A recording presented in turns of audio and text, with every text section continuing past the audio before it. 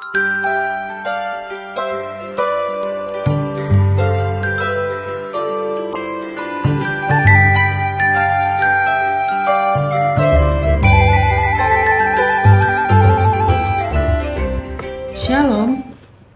selamat pagi sahabat-sahabat GPIB dimanapun berada. Berjumpa dalam program Morning Call pagi hari ini bersama saya Pendeta Wiwi Kristiani Kembuan, Ketua Majelis Jemaat GPIB Jemaat Immanuel Probolinggo, Jawa Timur. Sahabat-sahabat GPIB, sebelum kita membaca dan merenungkan firman Tuhan, marilah kita bersama-sama berdoa. Kita berdoa. Dengan hati yang bersyukur, kami anak-anak-Mu datang kepadamu ya Tuhan di pagi hari yang cerah saat ini. Kami sungguh berterima kasih oleh karena Engkau Allah yang sudah membangunkan kami dari tidur di malam yang lalu dengan kekuatan yang baru pada saat ini. Sebagai ungkapan syukur hati kami mau membaca dan merenungkan firman Tuhan. Untuk itu urapi dan bimbing kami ya Roh Kudus, agar firman-Mu tidak berlalu dengan sia-sia, tetapi sungguh menjadi terang, menjadi fondasi dalam kehidupan setiap kami. Bersabdalah ya Tuhan, karena kami umat-Mu sedia untuk mendengar. Amin. Sahabat-sahabat GPIB, firman Tuhan di pagi hari ini terambil dari kitab Hakim-Hakim pasal 8 ayat 13 hingga ayatnya yang ke-17. Saya akan membacakan untuk kita semua. Demikian firman Tuhan. Kemudian Gideon bin Yoas kembali dari peperangan melalui pendakian Heres. Ia menangkap seorang pemuda dari penduduk Sukot. Setelah ditanyai, orang itu menuliskan untuk Gideon nama pemuka-pemuka dan tua-tua di Sukot, sebanyak 77 orang. Gideon pergi menemui orang-orang Sukot dan berkata, "Inilah Zebah dan Salmuna, karena mereka kamu telah mencela aku dengan berkata, sudahkah telapak tangan Zebah dan Salmuna itu ada dalam tanganmu, sehingga kami harus memberikan roti kepada orang-orangmu yang lelah itu?" Ia mengambil tua-tua kota itu, juga Duri, padang gurun dan Onak. Lalu dengan itulah ia menghajar orang-orang Sukot. Juga menara Penuel dirobohkannya, dan orang-orang kota itu dibunuhnya. Demikianlah firman Tuhan. Terpujilah Kristus. Haleluya. Sahabat-sahabat GPIB yang dikasihi oleh Tuhan Yesus, pasti pernah mendengar ada sebuah istilah yang berbunyi, bersinarlah tanpa meredupkan sinar orang yang lain. Kalimat sederhana ini mempunyai makna yang begitu dalam, terutama di tengah dunia yang seringkali mengajak kita untuk berlomba-lomba menjadi yang terbaik. Tidak jarang kita mendengar ajakan atau ajaran yang mengajak kita untuk menjadi nomor satu, atau kita diajak untuk menyadari bahwa kita hidup dalam dunia yang penuh dengan kompetisi. Sejak kecil barangkali kita diajarkan harus menjadi juara kelas, harus dapat ranking yang terbaik, diterima di universitas yang ternama, punya karir yang gemilang, dan itu semua dianggap sebagai ukuran sebuah kesuksesan. Sahabat-sahabat GPIB, tapi dalam proses untuk mengejar semua itu, banyak yang tanpa sadar kita mulai melihat bahwa keberhasilan orang lain itu kemudian menjadi sebuah ancaman. Rasanya seperti kalau orang lain bersinar lebih terang, kemudian sinar kita otomatis akan redup. Padahal tidak demikian, bukan? Sahabat-sahabat GPIB yang dikasihi Tuhan, bayangkan saja kalau hidup ini seperti langit di malam hari yang penuh dengan bintang. Apakah satu dari bintang yang bersinar terang membuat bintang yang lain kemudian menjadi kurang indah? Tentu tidak. Malah semakin banyak bintang yang bersinar, semakin indah pemandangan langit itu. Sama halnya dengan kita manusia. Kita semua punya sinar sendiri-sendiri, dan faktanya cahaya kita tidak akan berkurang atau menjadi redup hanya karena orang lain juga bersinar. Saudara, sahabat-sahabat GPIB, Gideon memang berasal dari kaum yang kecil dan menjadi anggota keluarga yang termuda dalam keluarganya. Namun, Allah berkenan memakai dia untuk menjadi hakim sekaligus nabi untuk melepaskan orang-orang Israel dari cengkeraman bangsa Midian.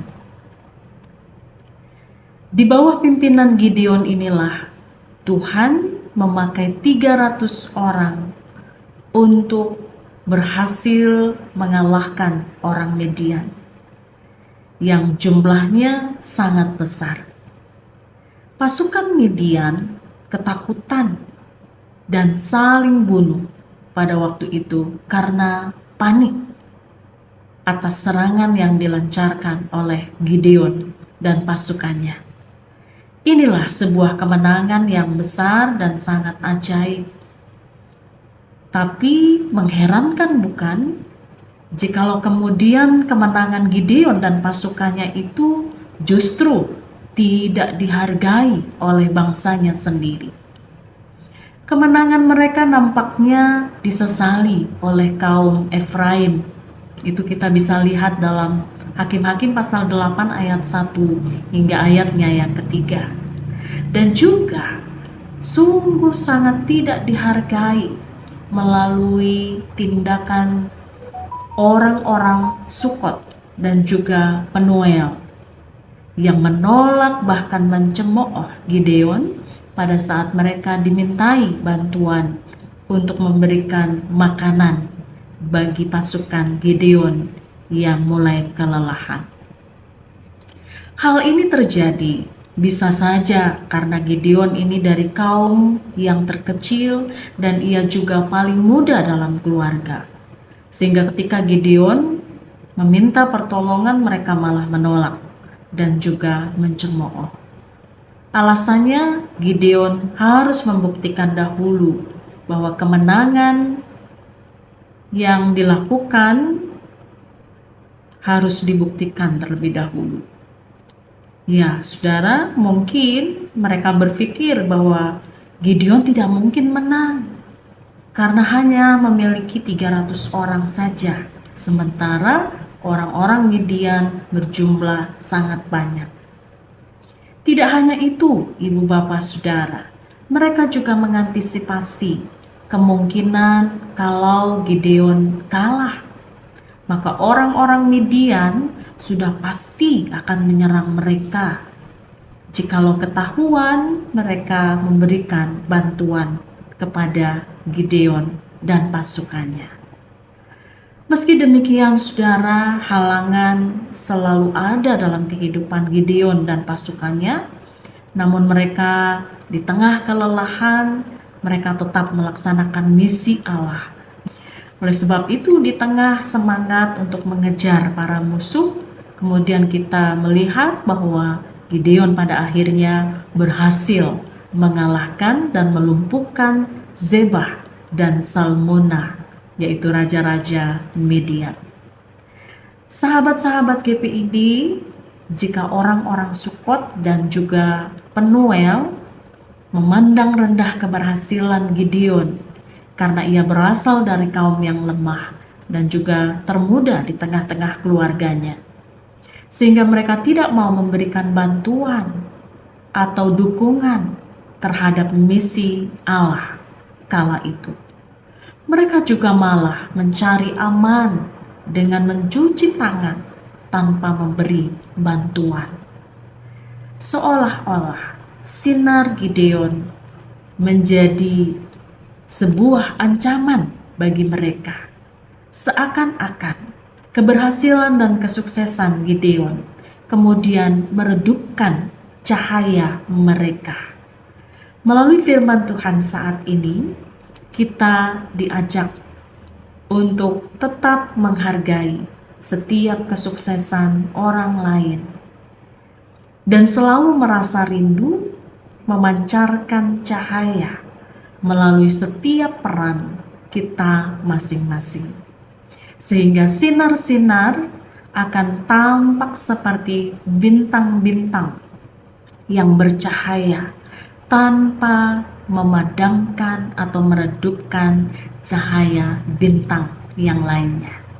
Bersinar itu bukan tentang mengalahkan orang lain. Bersinar itu tentang menemukan sebuah potensi terbaik kita dan membagikannya kepada dunia.